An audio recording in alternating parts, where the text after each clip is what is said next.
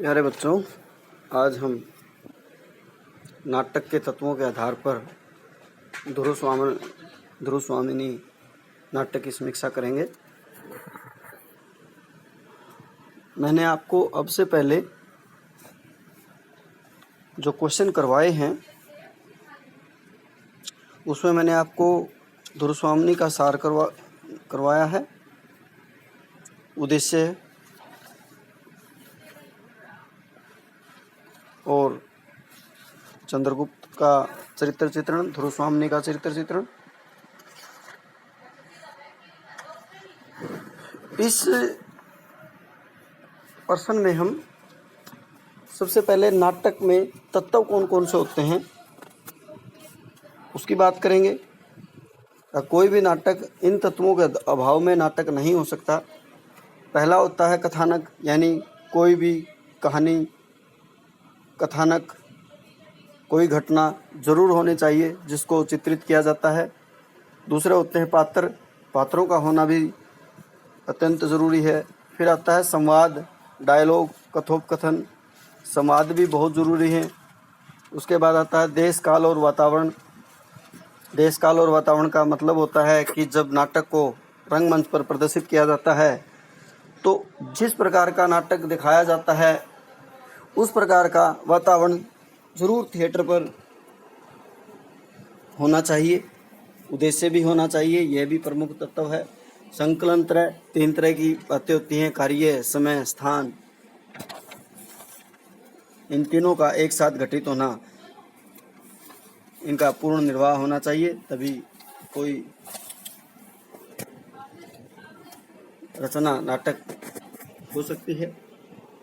अब हम करेंगे नाटक के तत्वों के आधार पर ध्रुव स्वामिनी नाटक की समीक्षा।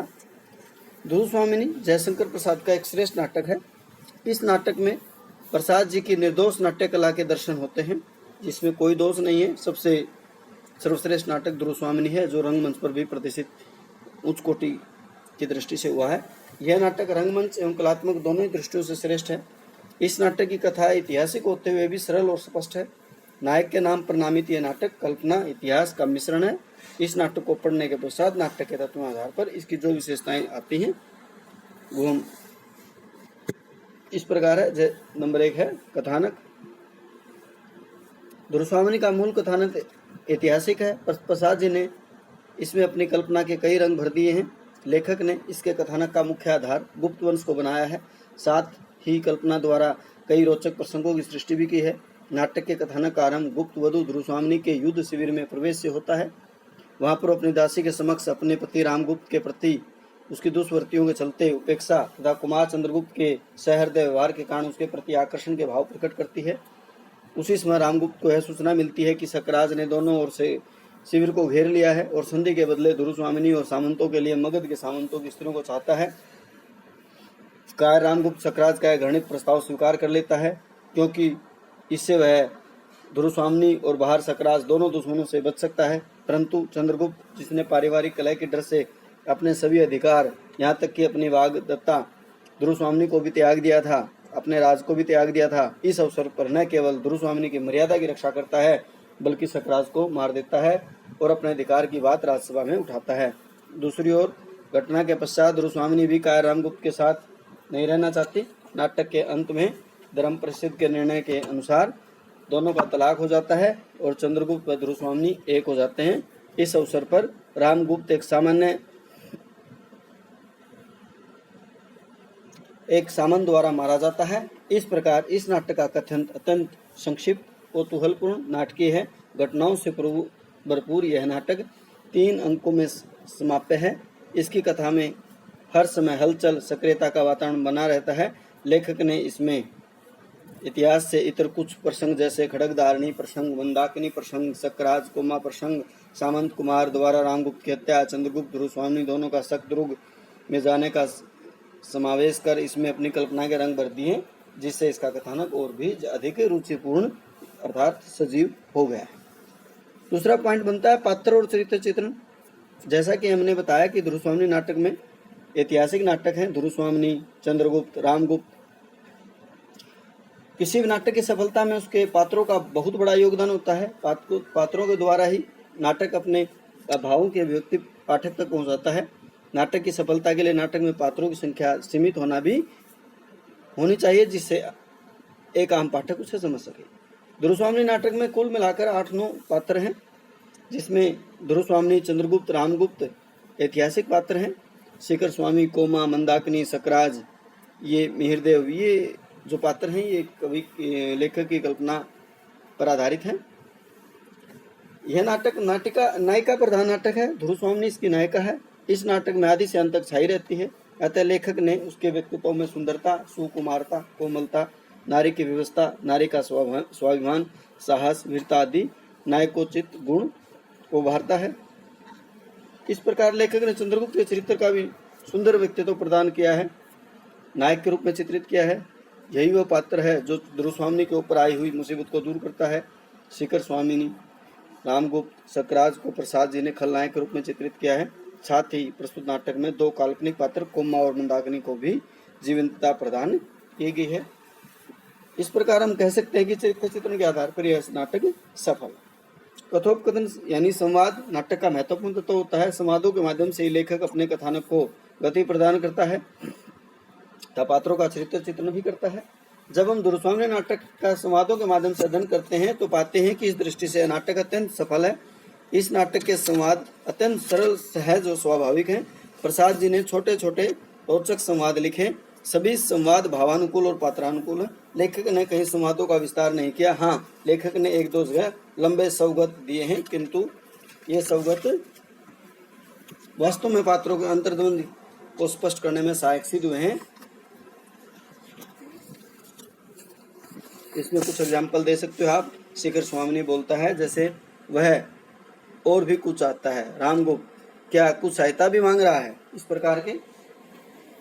उसके बाद आता है देश काल और वातावरण। जैसे कि मैंने आपको बताया, किसी भी रचना को नाटक कहने के लिए उसका अभिनय जरूरी है, और अभिनय जिस रंगमंच पर किया जाता है उस रंगमंच पर उस नाटक के कथानक के अनुसार, उस नाटक की कथा वस्तु के आधार पर एक इन्वायरमेंट, एक वातावरण तैयार किया जाता है, जिससे ऐसा लगे कि ये नाटक मानो उसी समय की घटना हो।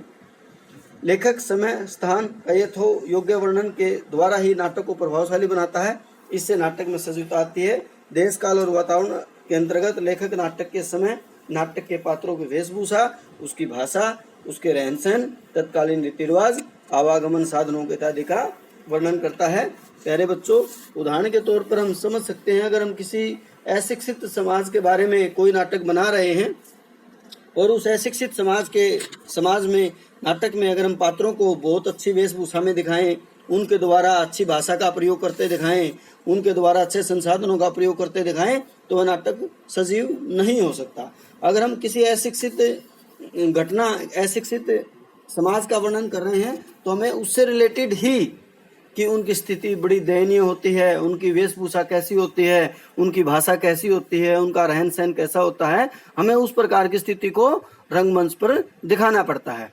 जब तक लेखक इस प्रयास में सफल नहीं होता तब तक नाटक अपने उद्देश्य को सफल नहीं होता।